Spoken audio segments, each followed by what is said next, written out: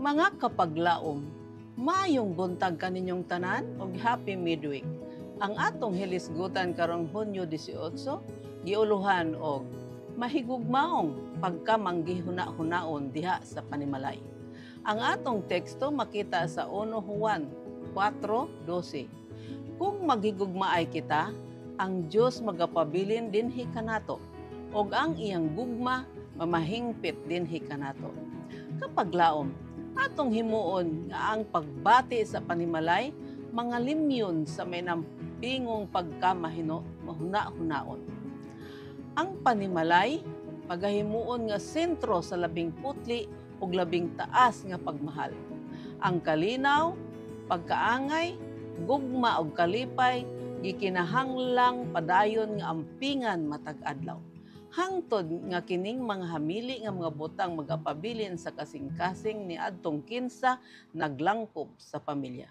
Ang hinungdan nga daghan sa kalibutan ang mga lalaki ug babae nga walay pagbati, mao nga ang tinuod nga pagbati giisip nga kaluyahon ug nga ginadumili o ginapugngan. Ang mas maayo nga bahin niini sa mga persona niini nga klase na lubag ug nasalot diha sa pagkabata. Og hangtod nga ang mga bidlisew sa balaang kahayag makatunaw sa ilang kabugnaw ug walay pagbati nga kahakog, ang kalipay sa ingon mamalubong sa walay katapusan.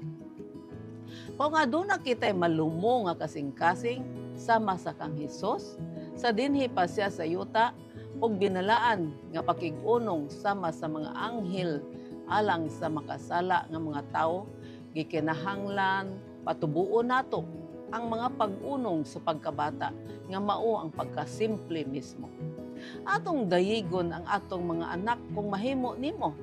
Atong himuon nga malipayon ang ilang kinabuhi kutob sa mahimo. Atong mintinahon ang kahumok sa yuta sa kasing-kasing pinaagi sa pagpakita sa gugma ug kaluoy. Busa magaandam niini alang sa binhi sa kamaturan. Ang Ginoo nagahatag dili lang sa panganod ug ulan ngadto sa yuta, kung dili matahom mapahiyumon nga kahayag sa adlaw nga magapagitib sa liso ug aron mubuswak ang mga bulag. Kapaglaom, ang mapahilipayon nga pasiplat usa ka pulong sa pagpadasig ug pagdayeg, mamahimong sama sa kahayag sa adlaw dinha sa ilang mga kasing-kasing nga kalabanan magahimo nga malipayon sa tibuok nga adlaw. Ang kalipay sa bata ug mga anak mamahimo unta nga mas balaan alang sa matag asawa ug inahan kaysa ni bisan kinsa. Mag-ampo kita. Dios ug may gugmaong Amahan sa langit, salamat nga imo kaming gipahimangnuan nga magmahigugmaon ug maging huna-hunaon sa among isig katawo, labi na gayud diha sa among panimalay. Salamat nga pinaagi nining mga pamatasan adunay kalipay dili lamang sa among panimalay apan usab sa among isig katawo. Aron aduna kami kalipay sa among pagpamuyo kay anaa ka sa among mga kasing-kasing. Sa ngalan ni Hesus. Amen.